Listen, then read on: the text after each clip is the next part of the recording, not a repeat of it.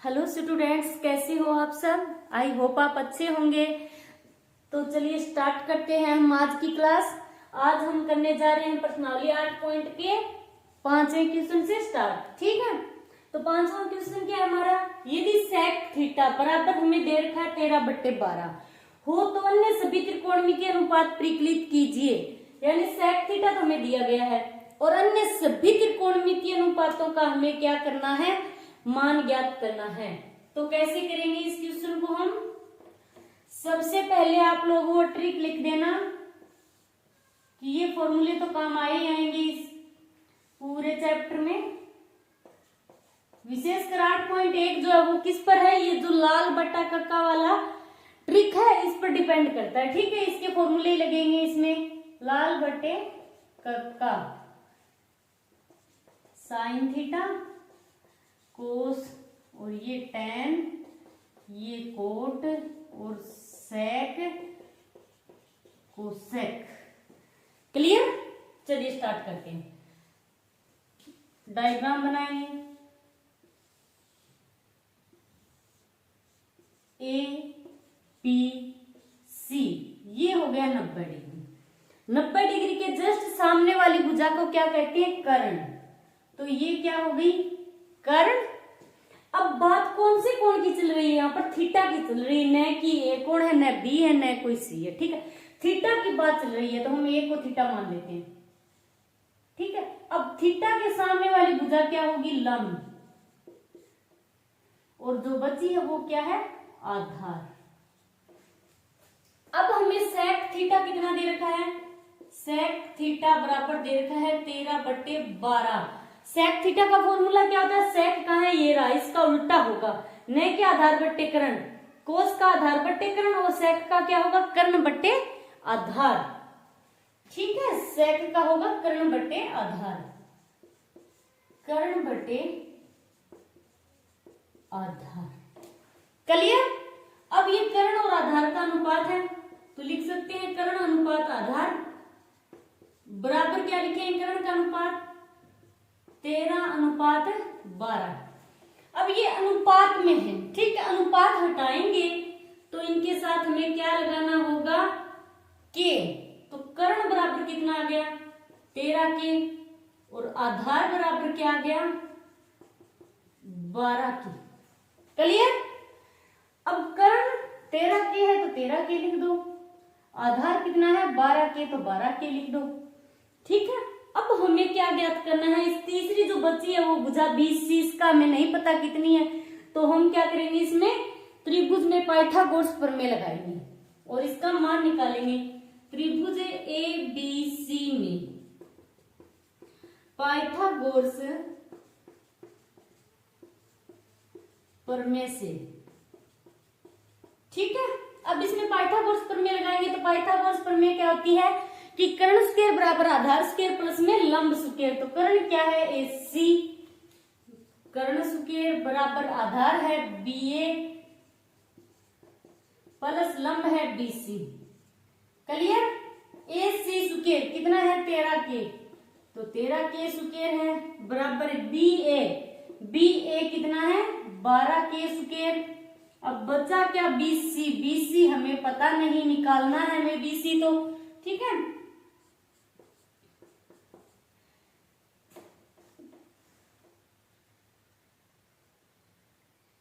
ये क्या है यहां पर बराबर, तो ये आएगा यहां प्लस BC।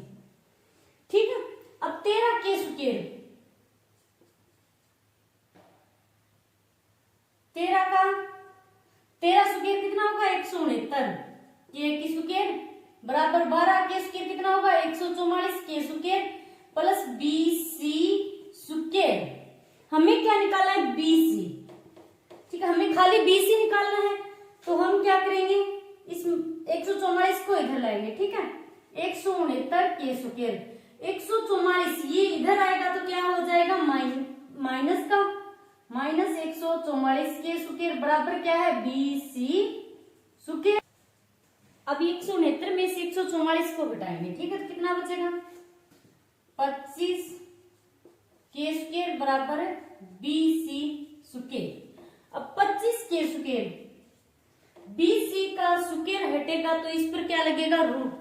BC को मैं इस तरफ लिख देती हूँ, ठीक है, BC, खाली BC, अब इसका स्क्वायर हटाएंगे तो ये रूट में आएगा 25 के स्क्वायर, ठीक है। BC बराबर कितना हो गया, 25 के स्क्वायर। अब 25 का वर्ग 5 होगा तो BC बराबर 5 के, ये के स्क्वायर, इसका भी स्क्वायर हट जाएगा, रूट से बाहर आएगा तो BC बराबर कितना आ गया, BC बराबर 5 के।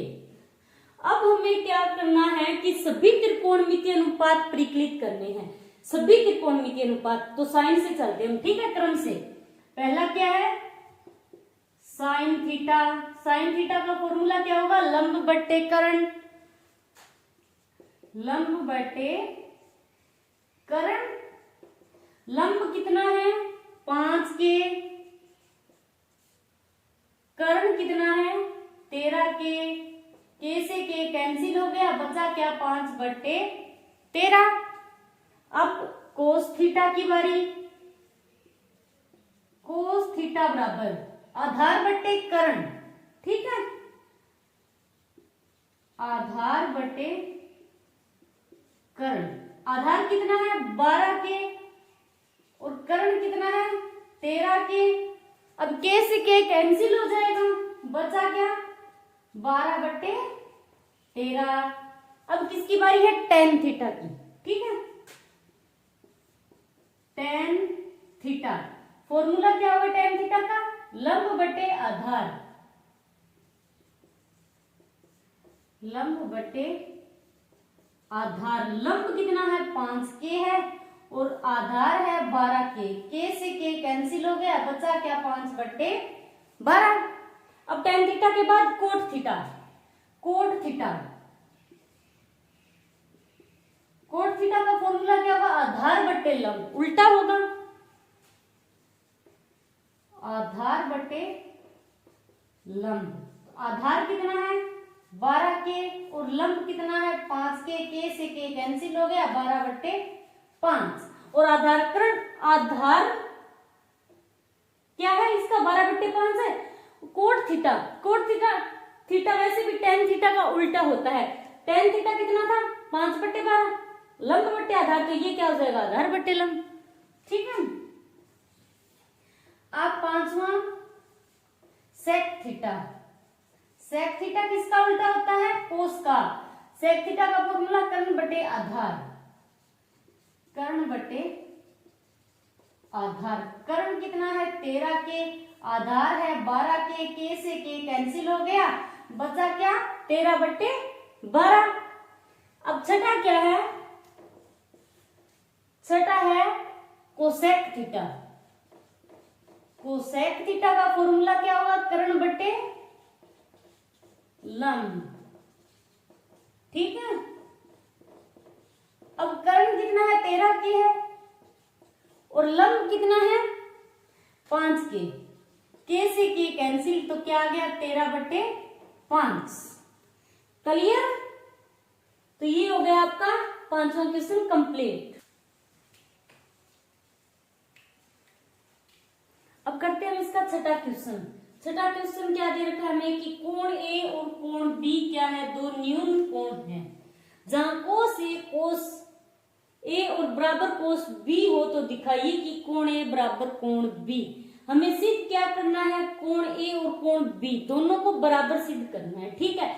एक बार कोस ए लेना है, एक बार बी लेना है, ठीक है। एक बार तो क्या करेंगे, ए कोण के सापेक्ष बात करेंगे, दूसरी बार बी कोण की बात करेंगे, ठीक है। न्यून कोण, कोण ए और बी क्या है, न्यून कोण हो, यानी 90 डिग्री से कम के हो, तो हम दो डायग्राम बनाएंगे इसमें, ठीक है। ये 90 डिग्री है,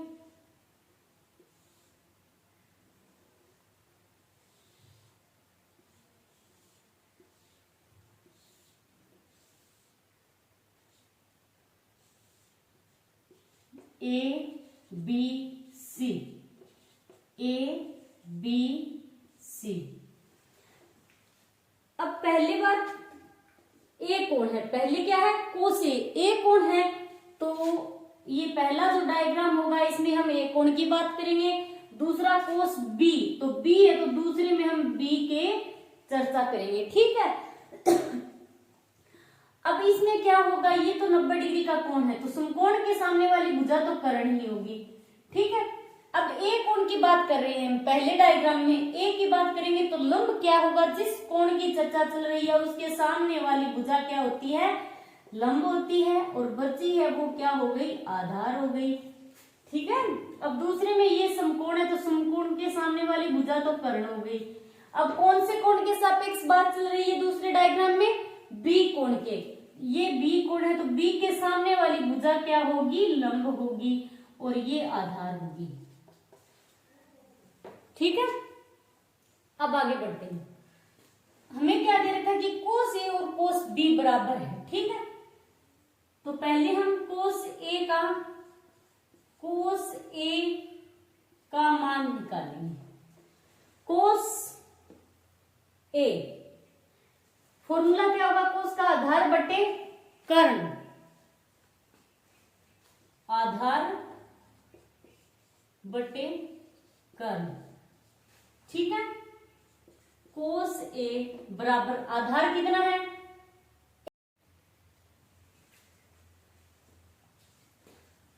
कोस ए बराबर आधार बट्टे कर्ण, तो आधार क्या होगा, AC, AC बट्टे कर्ण क्या है, AB, इसे मान लेते हैं समीकरण नंबर 2, क्लियर। अब दूसरे डायग्राम की बात करें, कोस ए का मान निकाल लिया हमने, ठीक है। अब कोस बी, दोनों का अलग अलग मान निकालेंगे, ठीक है। अब कोस बी फॉर्मूला यही होगा, आधार बटे कर्ण, ठीक है। कोस बी बराबर, अब आधार क्या है इसमें, BC बटे कर्ण, कर्ण क्या होगा, AB, इसे मान लिया समीकरण नंबर 2, ठीक है। ये समीकरण 1 हो गई, ये समीकरण 2 हो गई। अब हमें दिया क्या है क्वेश्चन में कि कोस ए बराबर कोस बी हमें दे रखा है, तो हम लिखेंगे दिया क्या है हमें कि कोस ए बराबर कोस बी, ये दे रखा है हमें। अब हम क्या करेंगे, कोस ए और कोस बी का मान रख देंगे इस समीकरण में, ठीक है। ये हमें दे रखा है, तो हम लिखेंगे समीकरण 1 व 2 का मान, इसे समीकरण नंबर 3 मान लेते हैं, ठीक है। 1 व 2 का मान समीकरण 3 में प्रतिस्थापित करने पर या रखने पर, कुछ भी लिख देना, प्रतिस्थापित करने पर, ये समीकरण 3 है, ठीक है। इसमें समीकरण 1 व 2 का मान रखेंगे तो समीकरण 1 ये रही, कोस ए बराबर हमें क्या दे रखा है, AC बटे AB बराबर कोस बी के बराबर क्या है, BC बटे AB, क्लियर। अब AB कैंसिल हो गया, बचा क्या बचा है, अब AC बराबर BC, क्या सिद्ध कर दिया हमने, AC बराबर BC, यानी ये दो भुजाएं समान हैं। जब भी किसी त्रिभुज में जब दो भुजाएं समान होती है तो क्या होता है, विशेष बात क्या होती है, जब दो भुजाएं समान होती है तो समान भुजाओं के सम्मुख कोण भी क्या होते हैं, हमेशा समान ही होते हैं। तो हम लिख सकते हैं AC भुजा BC, ये AC है तो इसके जस्ट सामने वाला कोण क्या हो गया, B कोण, B हो गया। दूसरी है BC, तो इसके जस्ट सामने वाला कोण क्या हो गया, कोण A हो गया। तो कोण B और कोण A क्या हो गए, बराबर हो गए। बहुत आसान सा क्वेश्चन है, चलिए लिख देते हैं। किसी त्रिभुज में